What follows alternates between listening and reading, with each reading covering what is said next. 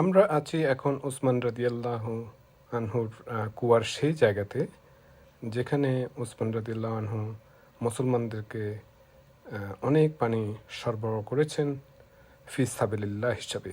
যখন ইহুদিরা মুসলমানদেরকে কোনো পানি দিচ্ছিল না, তখন ওসমান রাদিয়াল্লাহু এই কুয়াটা স্থাপন করে মুসলমানদেরকে পানি সরবরাহ করতেন এবং তাদের পানির ডিমান্ডটা যাতে পূরণ হয় সেদিকে খেয়াল রেখেছেন।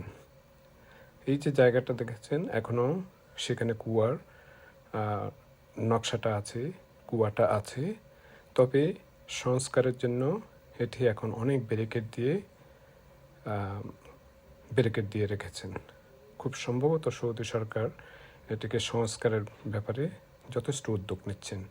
যেভাবে আমরা বাইরের দিকে ছবি দেখছি, মনে হচ্ছে যে ওদের ভবিষ্যতে যাতে মানুষ খুব সুন্দরভাবে দেখতে পারে সেই ব্যাপারে ওনারা যথেষ্ট সচেতন থাকবেন।